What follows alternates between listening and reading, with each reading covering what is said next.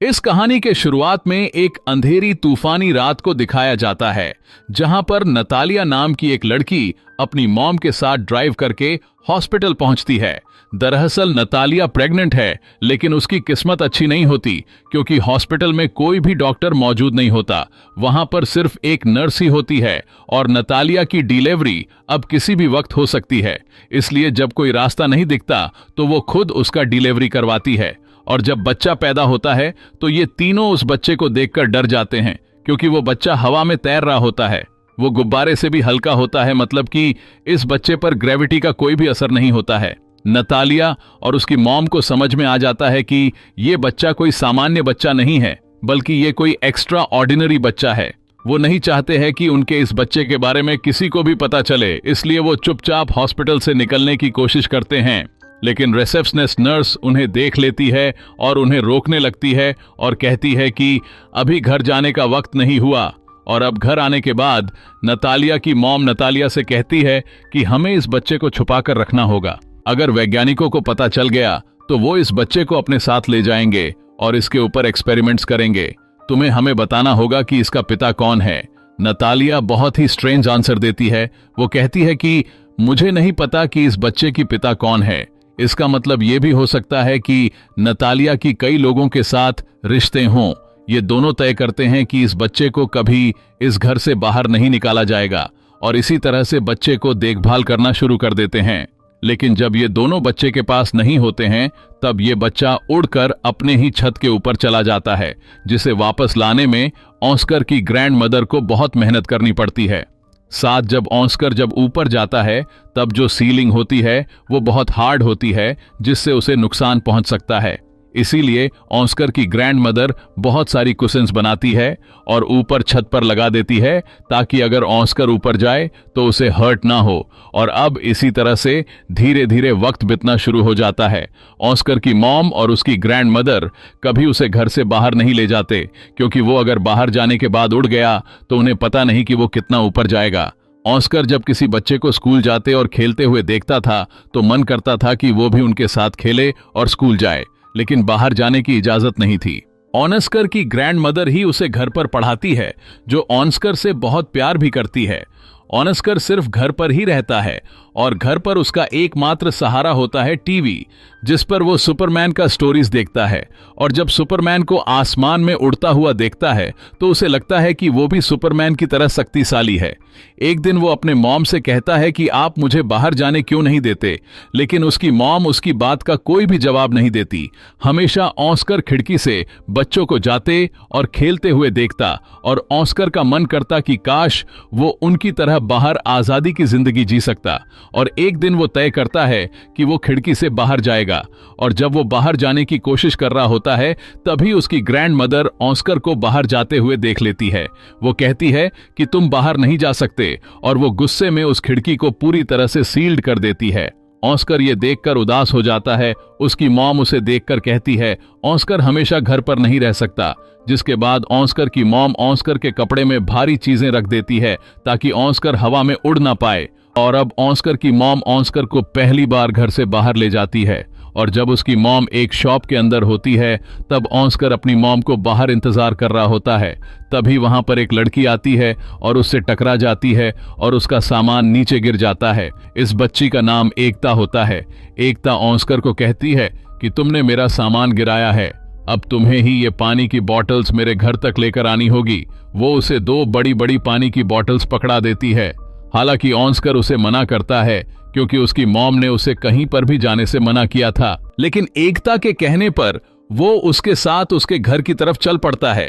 उसकी जेब में वेट्स होते हैं, इसलिए वो थक जाता है, जिसके बाद वो उस वेट्स को निकाल देता है, और उसके हाथों में बॉटल्स होते हैं, इसलिए वो उड़ नहीं रहा होता। अब जल्द ही एकता का घर आ जाता है और वो उससे अपनी पानी की बॉटल्स मांगती है, लेकिन ऑस्कर देने से साफ साफ मना कर देता है, क्योंकि उसे पता है कि अगर उसने बॉटल्स को छोड़ दी तो वो हवा में उड़ना शुरू हो जाएगा।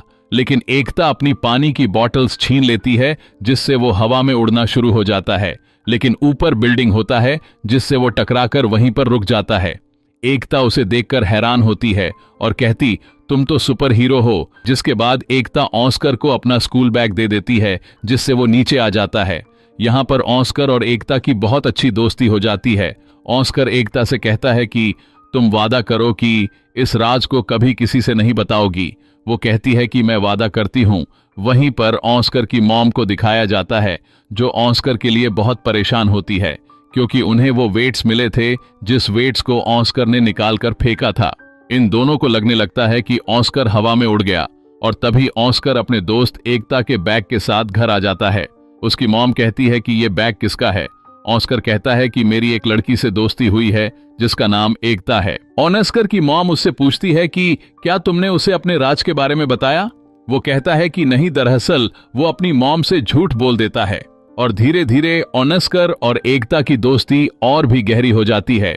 एकता हमेशा ऑस्कर के घर पर आती है जहां पर ये दोनों खेलते हैं, लेकिन एक दिन खेल ही खेल में एकता ऑस्कर से उसकी उड़ने के बारे में पूछ रही होती है।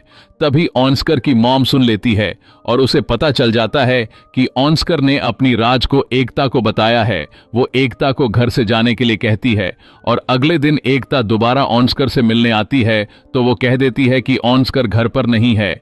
इसके बाद कई बार एकता ऑस्कर से मिलने उसके घर पर जाती है, लेकिन ऑस्कर की मॉम कभी भी एकता को ऑस्कर से मिलने नहीं देती। और अब जो आसपास के लोग होते हैं उन्हें शक होना शुरू हो जाता है। उन्हें लगता है कि ऑस्कर की मॉम और उसकी ग्रैंड मदर ने ऑस्कर को घर में कैद किया है, इसीलिए ना वो अपने बच्चे को स्कूल भेजते हैं और ना ही घर से बाहर खेलने के लिए आने देते हैं। अब इनके आसपास के लोग पुलिस को कंप्लेन कर देते हैं। पुलिस वाले इनके घर पर आते हैं और ऑस्कर से पूछताछ करते हैं। ऑस्कर कहता है कि मेरी मॉम और मेरी ग्रैंड मदर मुझसे बहुत प्यार करते हैं, लेकिन जाने से पहले पुलिस इन्हें वार्निंग देता है कि तुम्हारा बेटा कल से स्कूल नहीं गया तो मैं दोबारा वापस आऊंगा और तुम्हें अरेस्ट कर लूंगा। इसीलिए ऑस्कर की मॉम को उसे स्कूल लेकर जाना पड़ता है। पर जब स्कूल के कॉरिडोर में जाते हैं तब उसकी मॉम देखती है कि सभी बच्चों की बैग टंगे हुए हैं, जिसका मतलब ये है कि ऑस्कर भी हमेशा बैग के साथ नहीं रह सकता, और अगर उसने अपना बैग और अपने जेब से वेट्स को निकाल दिए तो हवा में उड़ना शुरू हो जाएगा। उसे यकीन हो जाता है कि ऑस्कर एक नॉर्मल लाइफ कभी नहीं जी सकता, इसलिए नतालिया ऑस्कर को वापस ले आती है।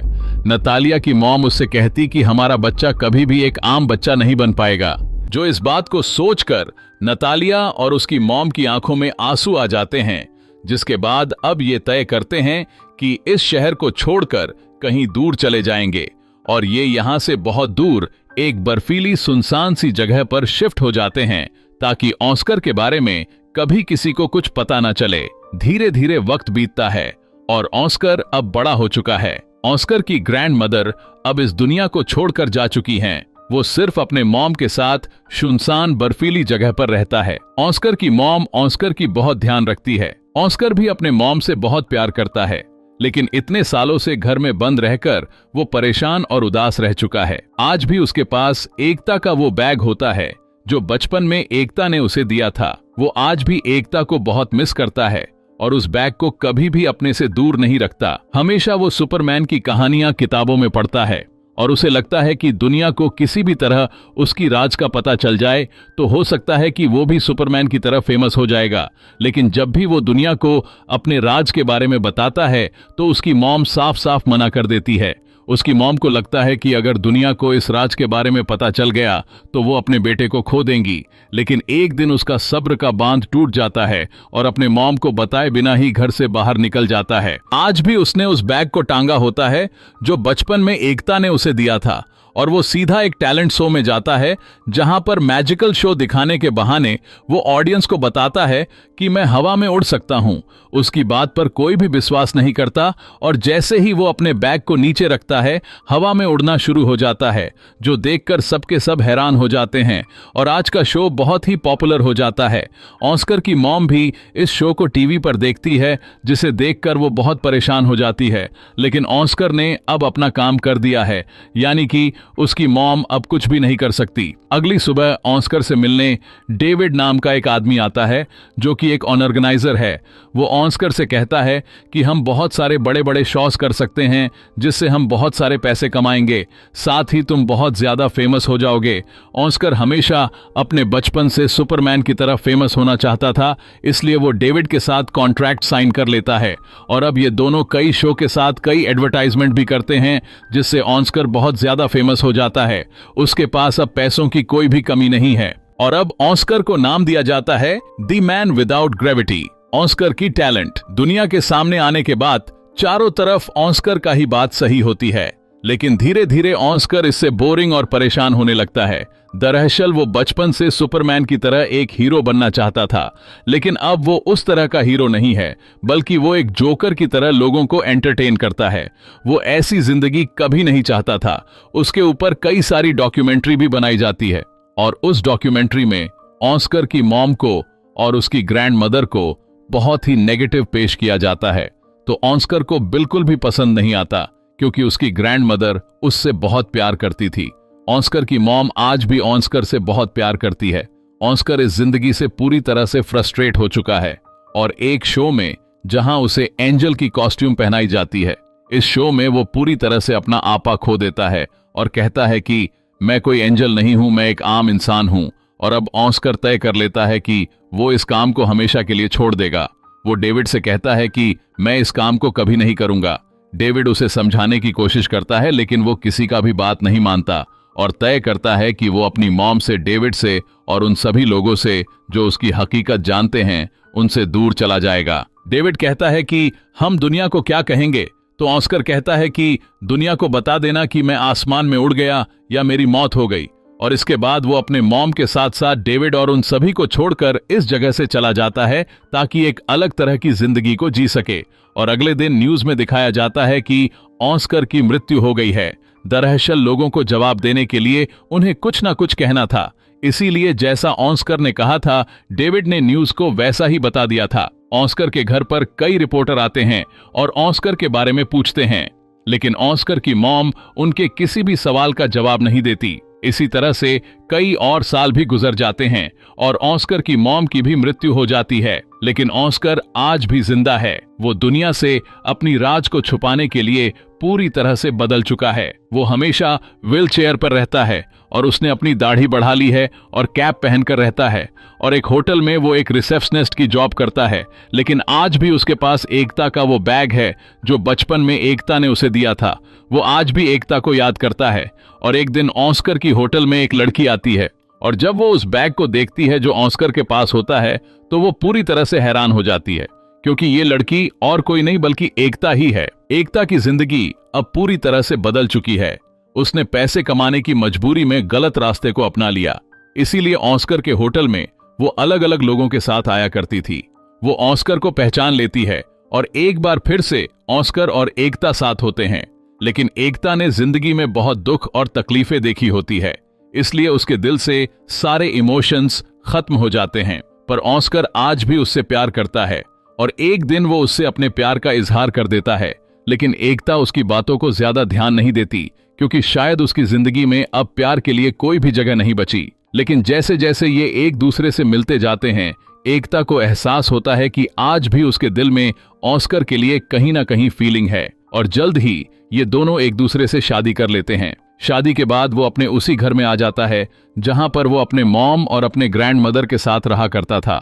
और अब ऑस्कर और एकता इसी घर में खुशी से रहना शुरू कर देते हैं और इसी के साथ ये फिल्म खत्म हो जाती है। दोस्तों, अगर ये वीडियो, ये कहानी अच्छा लगा हो तो लाइक और चैनल को सब्सक्राइब करना ना भूलें।